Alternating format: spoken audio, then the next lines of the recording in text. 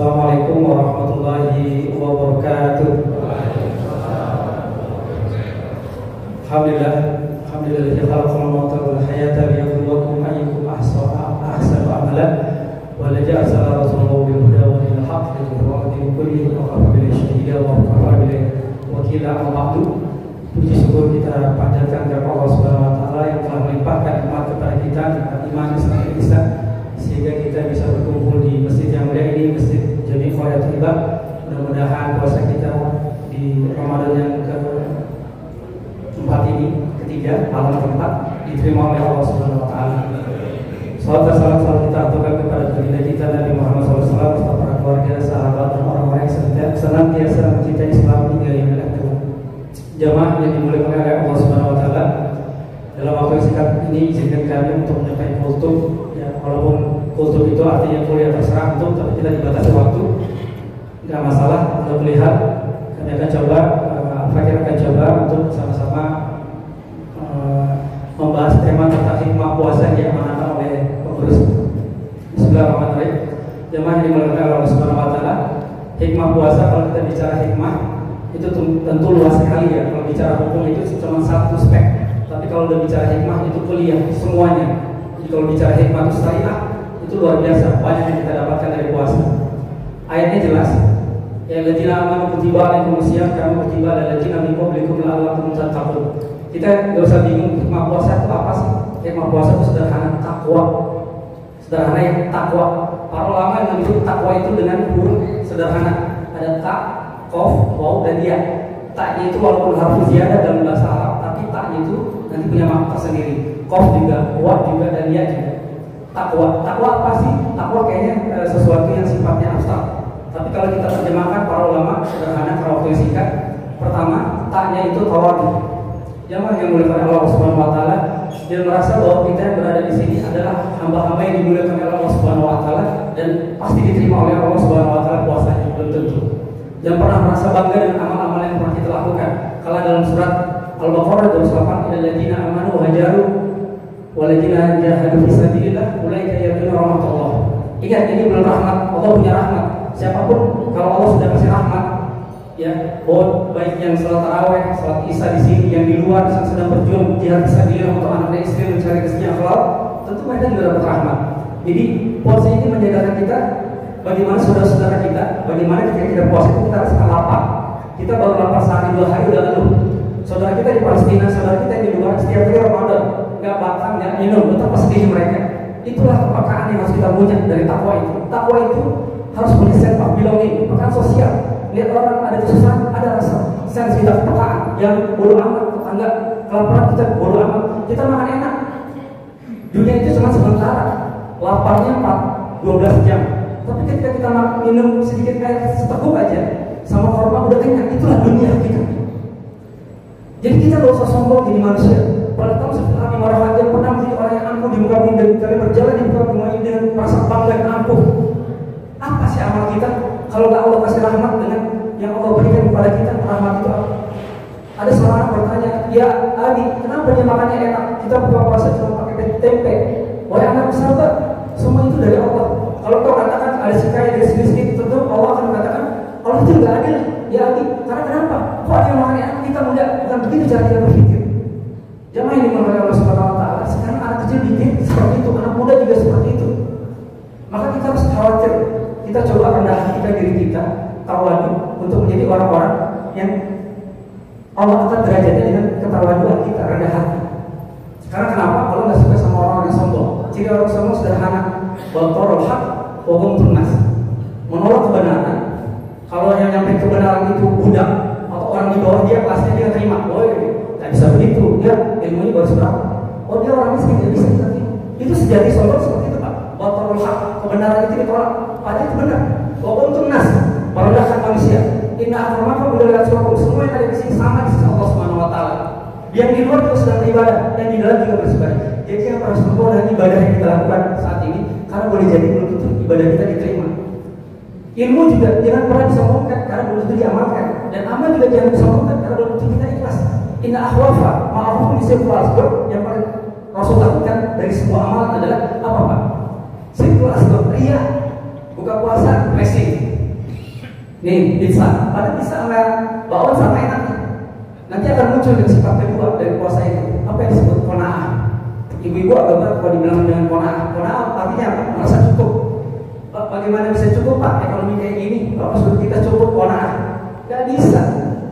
Padahal kalau kita qanaah, ya apa yang diberikan oleh Allah Subhanahu Wa Taala, "Insaqatu nazidannakum wa la yafakum min azabil sa'id." Betul memang ekonomi kita lagi carut marut, tapi merasa cukup itu penting. Apa kata Nabi?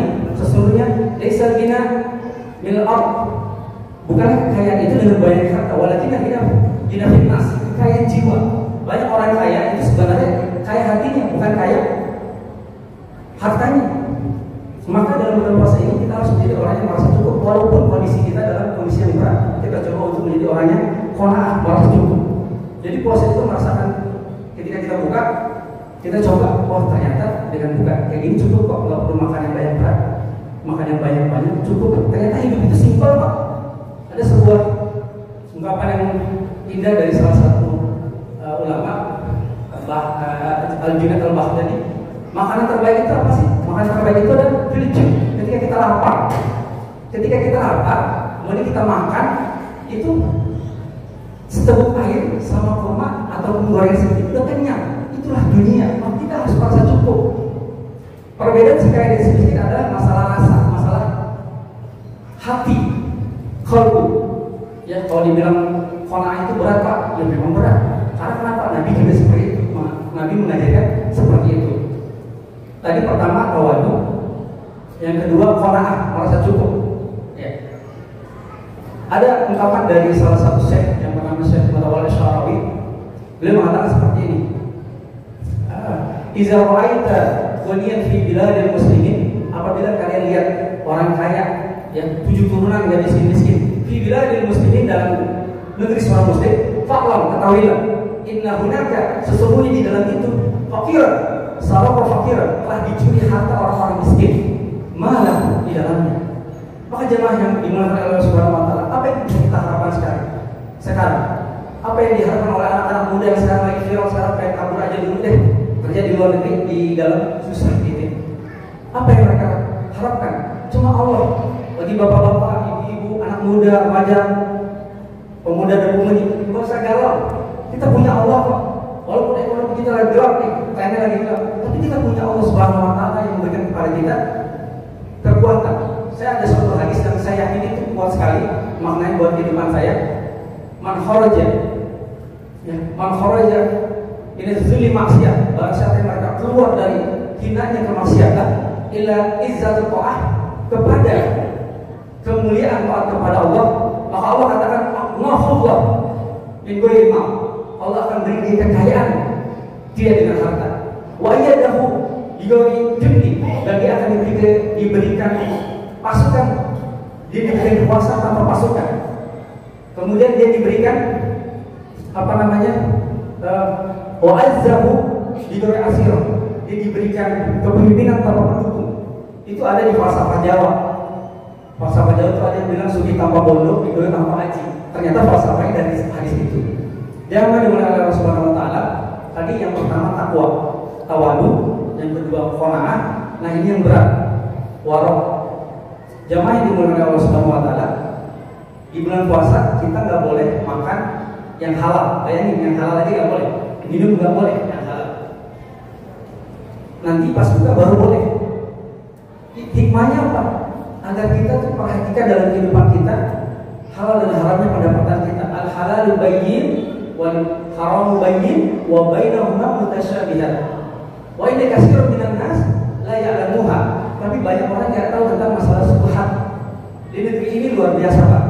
Yang pertama setelah diganti sama pertalite, ini kan bukan bicara halal haram lagi. Itu udah subhat. Ya, saya akan baca sebuah hadis yang luar biasa di dalam kitab Tamyiul Ghafil. Disampaikan seperti ini di akhir zaman. Saya hujud di akhir zaman al-aqwam, ya, akan datang di akhir zaman ini al-aqwam. Al-aqwam itu qawm, jamak dari para pemimpin-pemimpin dan jilibun dunia biktin. Mereka mengambil dunia ini, ya, bertransaksi dunia ini biktin dengan menjual agama. Ad-din dalam kata salah satu profesor saya, Profesor Muhammad Syed Muhammad Najib Al-Atas dalam bukunya, din itu artinya aturan, hukum. Jadi orang sekarang melihat duit bukan dengan sektor real, Pak. Saya praktisi, bukan dengan sektor real, tapi jual undang-undang, jual regulasi, jual hukum, jual agama. Saya kemudian ya jadi mudah nyempitin. Kalau bapak-bapak tahu ciri-cirinya, ya file basuna itu mereka pakai baju julu dan topi. Bahannya wal singkat tahun. Lisan mereka lebih halus. Min akhwa min yasukan. Kalau pemasukan itu kan manis, omongannya manis. Tapi wa qulubuhum zaid. Hati seperti serigala. Sampai Allah marah. Apakah engkau hendak menipuku atas nama kebesaran? Maka akan aku berikan fitnah kepada kalian. Suatu zaman di mana para orang pintar, hakim, orang cerdas, ekonom, ulama itu heran, pada bingung, kok bisa ahli agama korupsi, kok bisa ahli hukum melanggar konstitusi dan lain sebagainya. Itulah akhir zaman, Pak. Maka kita jaga gawang sekarang. Jangan bicara yang halal Islam itu kalau nggak ada halal haram nggak jadi agama. Karena halal haram itu kunci dari Islam. Kalau yang halal haram kita tabrak, yang sunnah kita tabrak, istiqrari diri kita nggak punya harga diri agama ini atau diri kita. Karena kenapa? Kita nggak warok. Nah, puncak dari ketakwaan itu adalah tadi tawadu, rendah hati. Kedua, merasa cukup dengan yang Allah berikan. Yang ketiga, warok, berhati-hati dengan sesuatu yang sifatnya subhat. Yang subhat itu tidak mayu kayak yang bikin ragu-ragu. Wah, ini kayaknya duit nggak jelas nih juntrungannya dari mana. Salah satu hadis disampaikan oleh Rasul, ada salah satu petugas zakat disuruh ngambil zakat sama Nabi. Coba kamu ambil zakat di rumah orang kaya tersebut. Kemudian setelah pulang dia ternyata dikasih hibah, tidak hadiah sama orang yang memberikan zakat. Sama ditanya sama Nabi, mana zakatnya? Ini ya Nabi. Terus itu apa? Itu hadiah. Oh, ini hak saya. Terus Nabi nanya, seandainya kamu tidak menjadi petugas zakat, mungkinkah orang itu akan memberikan hadiah kepadamu? Enggak. Itu dasar gratifikasi, Pak. Di Indonesia ini budaya terkenal bukan budaya presiden, budaya korupsi. Gak usah jauh-jauh kita haji umroh, tapi takwa kita di mana? Ayo takwa, takwa fiqhi. Takwa itu haruna kata Rasul, haruna. Di dalam sini takwa.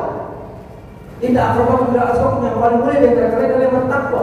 Maka jangan paksa umat ini, ya ketika kita lebaran nanti harus pakai baju baru, harus pakai semua segala sesuatu baru, beban mereka berat. Tapi jadikan bulan puasa ini adalah kita menggelar takwa. Dan Allah katakan tadi kalau kita mendapat gelar takwa oleh Allah Subhanahu Wa Taala, Yaj'allahu makhraja, solusi kita, masalah hidup kita akan diberi.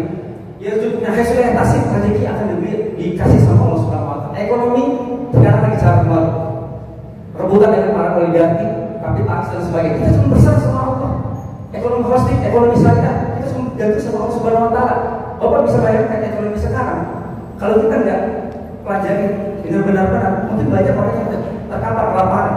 Tapi karena dengan puasa ini Allah buka secercah cahaya. Saya tutup dengan sebuah kalimat dari seorang syekh. Ramadan itu terdiri dari 5 huruf. Ro artinya rahmat, mim artinya maghfirah, kemudian do artinya domanu lil jannah, jaminan surga di bulan Ramadan ini. Alif, amanun fitnah, aman dari api neraka, dan terakhir nurullah, cahaya Allah. Mudah-mudahan dengan waktu yang singkat ini Ramadan bisa kita lihat tadi, kita dapat rahmatnya Allah, kita dapat maghfirahnya Allah Subhanahu Wa Taala, kemudian kita dapat jaminan surga dari Allah Subhanahu Wa Taala, dan kemudian kita dapat keminan kalau kita neraka, dan kita dapat cahaya dari Allah Subhanahu Wa Taala. Itu saja yang bisa kami sampaikan. Mohon maaf apabila ada kata-kata yang salah. Ada wa yakum ajmain. Wabillahi taufiq wal hidayah. Wassalamu